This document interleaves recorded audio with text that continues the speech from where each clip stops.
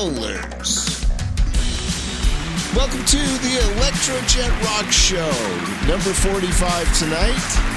We're going to be doing Metallica. Underrated or overrated? So, yeah, we're moving over to underrated or overrated and not doing any more great or not so great. You Amazon customers that get delivery, you got the joke. Very good. I want to thank all the subscribers. You guys friggin' rock. You guys are amazing. The few and the mighty. At this point, and if the show ever blows up, you guys are going to be the ones that you could say, oh yeah, I was the first 50 or 75 subscribers. So special shout out, and please don't forget to like and subscribe. And my name is Jett, by the way. I'm your humble host, and I have with me on the other line, down in Los Angeles, California, the Professor. What's up, Prof? What's up, rock and rollers? Welcome back to our show. Don't forget to subscribe to our channel. Thanks for coming along with us for the rock and roll ride. Appreciate you guys coming along. I wonder what John Wayne's doing right now. On the American side, he said, I don't know how, it's so terrible that you don't know how to... Yeah, I'm wondering about Howard, how he's doing. What he thinks of the show. I mean, this is ridiculous. It's a radio show. Yeah, Metallica, underrated or overrated?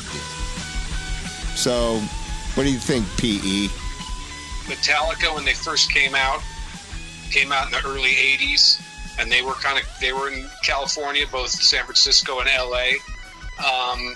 Their style to me was not as appealing because I was more of a classic metal guy who liked that neoclassical sound, and they were kind of the beginning of the thrash metal sound.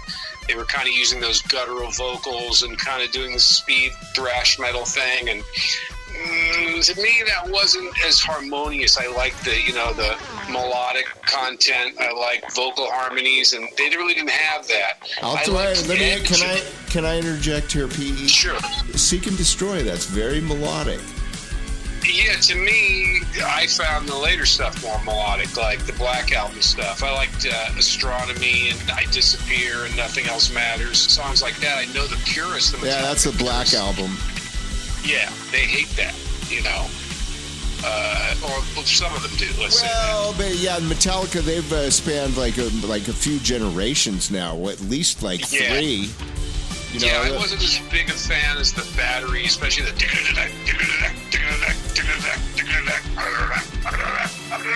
It's just not.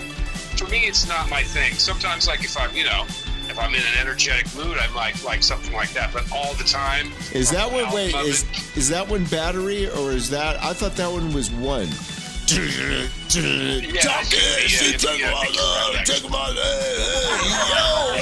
Whoa. He's kind of the John Wayne of rock and roll, though. That's what I think. James is. Yeah, he's a little. The thing about Hetfield too is a little bit too much of the same kind of vocal style to me. I kind of like. Well, he'll tell you that. Yeah, I just like. That's one of the reasons I like Rob Halford and Judas Priest, because he's got so many different voices he uses. He does so many different styles. Well, he's a trained singer, in Hetfield. He'll be the first guy to tell you that his thing is he tries to yell on key. Right. And so I can respect that. But, when I look at the good side of Metallica, I think they're solid. I think they're really well rehearsed. I think they don't suck live. No, they're really crushing it. I don't think they phone it in like, some bands do. They got incredible longevity. They work well together, even though they lost some members and gained some members. I don't think any one of them, to me, is an incredibly exceptional musician. I think they're very good. I think they work very well together. Well, Robert, the guy that they have now, yeah, that guy's that guy. Yeah, he's good. Yeah, the bass player. Again, they don't really use backup vocal harmonies, things like that. It's just not their style. But I would have to say they're rated just about right. I mean, geez, they're huge. They still play stadiums. They've been playing stadiums for years and years and years. think they're the biggest band in the world right now. Actually. Yeah, so it's hard to say, oh, they're underrated. I think they're very underrated. And I don't think they're really overrated either, so I think they're properly rated. You know, Metallica's a great band, legendary band, and, you know, even if they're not the number one in my music library, they're in there. Well, the guys in Metallica, they like the guys that we like. Yeah, that's true too. Yeah, they have the same influences as we do, which is, you know, UFO and Aerosmith.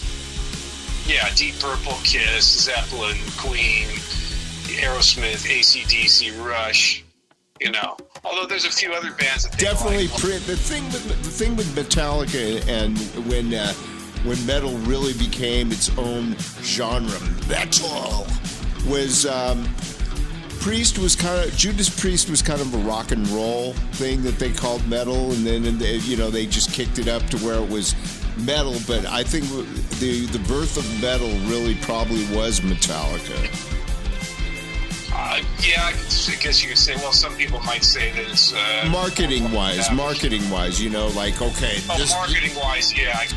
I also think Metallica infused a little bit of punk in their sound. Oh, absolutely. Yeah, so where you didn't really have that with, you know, with Rainbow or with Priest. Yeah, Priest. Yeah, no, I would say them. You know, I think what Halford's solo stuff has a little bit of that in it, but no, Priest not as much. Not like Metallica. I think what Metallica did when they first came out, I think the Priest was probably the benchmark back then. Right. And a few other obscure bands that all you metal fans can tell us.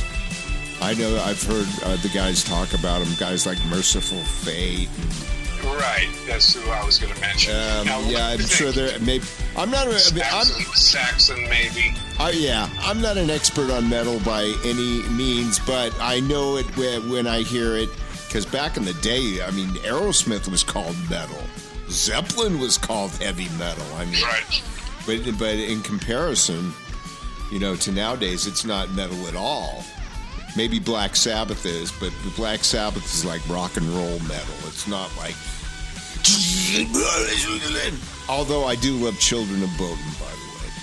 What do you think, P.E.? You were going to ask me something? Yeah, I mean, what's your feeling? Do you think that Metallica is overrated or underrated, or just about rated properly? What would your feeling? Well, overall, I'd agree with you. But Cliff Burton was a musical genius, so he's definitely. I mean, the people that know, but yeah, he's definitely underrated. That guy was phenomenal. Well, what's your take on Jason Newsted, the bass player? Yeah, we haven't mentioned him yet, which the guy is a phenomenal musician. I did see the biography on them, the show, and apparently he got hazed quite a bit. And also the mix on the Black album, I'm sure he wasn't too happy about that. And, you know, the sad thing is, I mean, the guy's a phenomenal musician.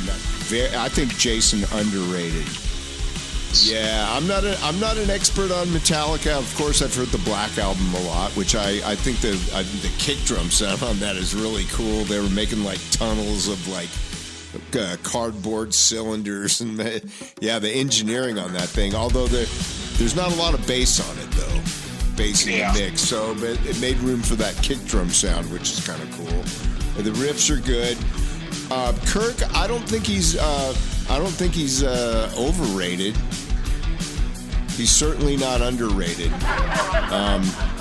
Lars's drumming.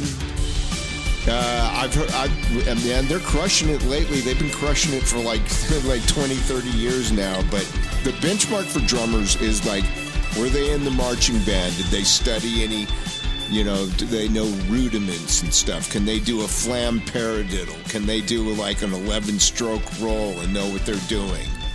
You know, that kind of technical stuff. Some guys have that, and they usually are a lot better than the guys that don't. And Lars is one of those guys that don't. So a lot of he gets a lot of bashing from other drummers or other bands. They make fun of Lars's drumming, but I'll tell you what, man, when I've heard them, man, those guys are like a fist, man. They're like really tight, and it's not easy to play that kind of drum. you got to figure when you're drumming like Lars for all that time on all those shows, it takes a lot to be able to keep good meter, and you got to kind of give it up to him for that. It's a very physically demanding job to be the drummer in Metallica, so you got to really give him props for that. James, I love James. Yo, whoa. The thing about them is that they got really cool. The subject matter and the lyrics. I gotta give them a lot of credit for that. I don't know who's writing all those lyrics. I think it's James, isn't it? They're definitely underrated on that aspect. Kirk probably. I mean, he's been sounding phenomenal. You know, everything's like really, really tight. But I'd say with what people think of him, just like the average Luddite or whatever, the average punter out there, he's probably overrated. James, I'd say vocals underrated. His delivery is great. He doesn't have a ton of range, but that's not his thing. You know, yeah, I think you're right. I think he writes the lyrics. I think if I remember correctly, he writes most of the lyrics. Lars, probably overrated to the fans, but like drum corps musicians know, they can hear it. Robert Trujillo, phenomenal. So, if anything, maybe underrated. He's probably about correct. Hetfield, I guess underrated. I like Astronomy. I'll listen to that. But, I've listened to it a few times. I have a few select Metallica songs that I listen to, but generally, there's other stuff that I prefer, but that's my personal preference. The riff to Seek and Destroy is phenomenal. You know what? The riffs, Metallica's riffs, underrated, man, especially the early stuff, like before they got the big deals and all that.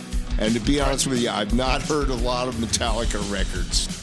I'd rather listen to the Partridge Family or ABBA. I'm not going to go put Metallica on. But if I hear it, that's because that's how I think, because I'm a producer, mate. Seek and Destroy. It's got a cool, like, really kind of obtuse riff. So overall, I'm going to say what the professor said. I'm going to say they're about properly rated. Okay, maybe some of the guys are overrated or underrated. Yeah, I think you got to think about the era also. Everybody's got a favorite era that they like, and some people are really defensive about it. No, the only era is the early era. Yeah, but those are the old geezers, though, man. Don't forget to subscribe to our channel. All right, this has been really fun, you rock and rollers, and I'm going to be signing out. My name's Jett with the Professor Electro, the Professor P.E. So this is us signing off. Rock and roll!